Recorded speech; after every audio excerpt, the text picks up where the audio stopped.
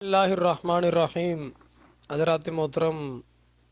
حضرت خلیل اللہ حضرت سیدنا ابراہیم علیہ الصلاۃ والسلام، آپ کی زندگی میں آزمائشوں کا ایک سلسلہ جاری رہا جو کہ آپ کی شان و عظمت کا اظہار تھا۔ تو ان میں سے ایک آزمائش کی اعلیٰ منزل یہ تھی کہ اللہ تعالیٰ نے جو آپ کی دعاؤں سے جو لخت جگر عطا فرمایا، جن کے متعلق متعدد بشارتیں بھی عطا فرمائیں کہ عقل و وافر، فہم کامل اور صبر جمیل، ایسا فرزند آپ کو اللہ تعالیٰ نے عطا فرمایا کہ جو باغ خلیل کی رعنائی تھا، چمن خلیل کی بہار تھا۔ تو جب وہ تھوڑے سے بڑے ہوئے، 13 سال کی عمر میں پہنچے، تو اللہ تعالیٰ کی طرف سے یہ حکم ہوا کہ اے محبوب، اس کو قربان کریں میری راستے کے اندر۔ تو اللہ تعالیٰ نے یہ حکم بھی خواب کے اندر آپ کو فرمایا۔ تو قرآن پاک میں اللہ تعالیٰ نے یہ ارشاد فرمایا، کیونکہ انبیاء کرام علیہ الصلاۃ والسلام کی جو خواب کے اندر اشارہ ہے وہ بھی وہی ہے اللہ تعالیٰ کی طرف سے۔ تو اللہ تعالیٰ نے ارشاد فرمایا، فلما بلغ معه السعی قال یا بنی انی ارا فی المنام انی اذبحک فانظر ماذا تری۔ ارشاد فرمایا کہ جب وہ ابراہیم علیہ الصلاۃ والسلام کی دوڑنے کی عمر کو پہنچے تو انہوں نے فرمایا، اے پیارے بیٹے، میں خواب میں دیکھتا ہوں کہ تمہیں ذبح کر رہا ہوں، بتاؤ تمہاری کیا رائے ہے۔ کہ جب حضرت ابراہیم علیہ الصلاۃ والسلام کے جو فرزند حضرت اسماعیل علیہ الصلاۃ والسلام 13 سال کی عمر کو پہنچے، جب کھیلنے کودنے کی عمر ہوئی، تھوڑے سے بڑے ہوئے، جب والد کی خلوت اور جلوت میں دم ہم رہنے لگے، ساتھ رہنے لگے، اس وقت یہ اشارہ ہوا۔ اب 80 سال کی دعاؤں کے بعد یہ بیٹا اللہ تعالیٰ نے آپ کو عطا کیا، جس کی بشارتیں بھی دی کہ یہ محبوب، یہ بیٹا نیک ہے، صبر و جمیل والا ہے، عقل و وافر والا ہے، فہم و کامل والا ہے۔ تو پھر اللہ تعالیٰ نے ارشاد فرمایا، فلما بلغ اشدہ معی، کہ ہم نے یہ حکم دیا، انی اذبحک فانظر ماذا تری، کہ اللہ تعالیٰ نے حکم دیا کہ ذبح کرے میرے راستے کے اندر۔ تو جب حضرت اسماعیل علیہ الصلاۃ والسلام سے یہ پوچھا گیا کہ آپ کی کیا رائے ہے، اللہ تعالیٰ نے مجھے حکم دیا کہ میں آپ کو خواب کے اندر ذبح کر رہا ہوں، اللہ تعالیٰ نے مجھے حکم دیا ہے۔ تو اللہ تعالیٰ نے قرآن پاک میں ارشاد فرمایا کہ یا ابت افعل ما تؤمر ستجدنی ان شاء اللہ من الصابرین، کہ اللہ تعالیٰ نے ارشاد فرمایا جب اسماعیل علیہ الصلاۃ والسلام سے پوچھا گیا تو آپ نے آگے سے یہ فرمایا کہ اے ابا جان، کہ آپ کو جو حکم دیا جا رہا ہے اس کو پورا کریے، تو بے شک اگر اللہ نے چاہا تو مجھے یقیناً آپ صبر کرنے والوں میں پائیں گے۔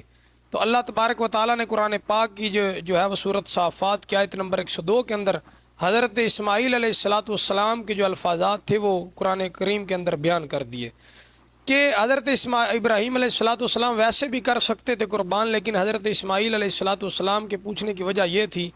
کہ آپ کی منشا حاصل کی جائے، تاکہ قیامت تک آنے والے بندے یہ نہ کہیں کہ زبردستی کیا گیا یا زور کے ساتھ کیا گیا۔ تو جب حضرت ابراہیم علیہ الصلاۃ والسلام رسی ہاتھ میں لی، چھری لی، اور حضرت اسماعیل علیہ الصلاۃ والسلام کو ساتھ لے کر چل پڑے، تو اب جو شیطان تھا، ملعون انسان کا جو ازلی دشمن ہے، اب وہ بڑا بے چین بے قرار ہوا۔ سب سے پہلے حضرت اسماعیل علیہ الصلاۃ والسلام کی والدہ کے پاس گیا، ہاجرہ کے پاس، اور جا کر کہنے لگا، آپ کا بیٹا کدھر ہے؟ تو آپ نے فرمایا کہ وہ اپنے باپ کے ساتھ جنگل سے لکڑیاں لینے گئے ہیں۔ فرمایا نہیں، اللہ تعالیٰ کی طرف سے انہیں حکم ہوا ہے کہ بیٹے کو قربان کرو، وہ اپنے بیٹے کو قربان کرنے گئے ہیں۔ تو پھر فرمایا اگر اللہ کا حکم ہے تو پھر انہیں پورا کرنا چاہیے۔ اب شیطان مایوس ہو کر لوٹا۔ پھر حضرت سیدنا اسماعیل علیہ الصلاۃ والسلام کی بارگاہ میں آیا، وہ آپ کے اپنے حضرت ابراہیم علیہ الصلاۃ والسلام کے پیچھے پیچھے چل رہے تھے۔ تو آپ سے جا کر کہنے لگا، پتہ ہے بیٹا آپ کدھر جا رہے ہو؟ فرمایا جی، کہ میں حضرت اپنے باپ کے ساتھ جنگل سے لکڑیاں لینے جا رہا ہوں۔ تو حضرت اسماعیل علیہ الصلاۃ والسلام نے جب یہ کہا تو شیطان نے کہا، نہیں، آپ کے باپ کو ان کے رب نے حکم دینا، حق تعالیٰ نے حکم دیا ہے کہ آپ کو قربان کریں۔ تو حضرت اسماعیل علیہ الصلاۃ والسلام نے یہ کہا کہ اگر اللہ تعالیٰ نے حکم دیا تو ان کو ان کی اللہ تعالیٰ کی اطاعت کرنی چاہیے، حکم کو پورا کرنا چاہیے۔ تو اس کے بعد مایوس ہو کر حضرت سیدنا ابراہیم علیہ الصلاۃ والسلام کے پاس آیا اور آ کر کہنے لگا کہ آپ کدھر جا رہے ہیں بیٹے کو لے کر؟ فرمایا یہ فلانی جو پہاڑی ہے اس کے پیچھے مجھے کام ہے ضروری، میں کام سے جا رہا ہوں۔ فرمایا مجھے پتہ ہے آپ کو وسوسہ رات کو میں نے ہی ڈالا تھا جو بیٹے کو قربان کرنے کا۔ تو جب یہ الفاظ کہے تو حدیث مبارکہ میں آتا ہے حضرت ابراہیم علیہ الصلاۃ والسلام کے پاس 3 مرتبہ شیطان آیا۔ سب سے پہلے حضرت عبداللہ بن عباس رضی اللہ تعالیٰ عنہ، آپ روایت کرتے ہیں کہ جب سب سے پہلے شیطان آپ کے پاس جو جمرہ عقبہ ہے، جو سب سے بڑا شیطان آج عرب کے اندر بنایا گیا، اس مقام پر آیا تو آپ نے کہا مردود دفع ہو جائے، یہاں سے 7 جو ہے وہ کنکریاں ماری۔ اس کے بعد جو جمرہ وسطی ہے، درمیانہ شیطان جو آج پلر بنا ہے وہاں پر، تو اس جگہ پر آیا اور اگر کہنے لگا چھوڑ دیجئے اپنے بیٹے کو، فرمایا تو پھر ملعون آ گیا، پھر آپ نے 7 کنکریاں ماری۔ پھر جو جمرہ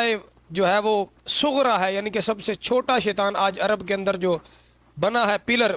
اس جگہ پر آیا تو وہاں پر بھی آپ کو 7 جو ہے وہ کنکریاں ماری۔ اس کے بعد اللہ تعالیٰ نے یہ قرآن پاک میں ارشاد فرمایا فلما اسلم وتلہ للحین ونادیناہ ان یا ابراہیم قد صدقت الرؤیا انا کذالک نجزی المحسنین۔ فرمایا جب ان دونوں نے حکم الہی کو تسلیم کر لیا کہ باپ اور بیٹے نے اللہ تعالیٰ کے حکم کو تسلیم کر لیا، اور والد نے صاحبزادہ کی کو پیشانی کے بل لٹایا اور ذبح کرنے لگے، تو ہم نے انہیں ندا دی کہ یا ابراہیم، اے ابراہیم، واقعی آپ نے خواب سچا کر دیا، بے شک ہم محسنوں کو ایسا ہی بدلہ دیتے ہیں۔ تو جب حضرت ابراہیم علیہ السلام حضرت اسماعیل کو لٹایا تو پہلے رسیوں سے باندھا، پھر بیٹا کہنے لگے حضرت اسماعیل علیہ السلام کے ابا جان مجھے رسیوں سے کھول دیجئے، تاکہ یہ بات نہ بن جائے کہ کہیں شاید زبردستی یا پھر جو ہے وہ زور کے ساتھ باپ کے بلبوتے پر جو ہے وہ آپ کو قربان کرنے کی کوشش کی گئی۔ میں اپنی رضا سے جو ہے وہ اپنے صبر سے اللہ تعالیٰ کی بارگاہ میں جانا چاہتا ہوں، اور جب خون کے چھینٹے میری قمیص پر گرے تو میری قمیص اب میری والدہ کو دینا، یہ دیکھ کر وہ صبر کریں گی۔ تو یہ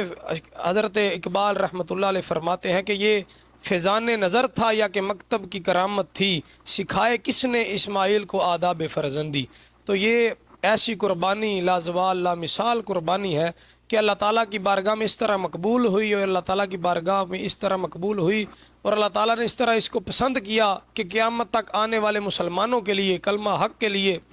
یہ واجب کر دیا کہ جو بھی اتنا مار رکھے، استطاعت رکھے قربانی کی، تو وہ یہ سنت لازمی ادا کرے۔ اور آقا علیہ السلام نے ارشاد فرمایا جو قربانی کی استطاعت رکھتا ہو اور قربانی نہ کرے وہ ہماری عیدگاہ کی طرف نہ آئے۔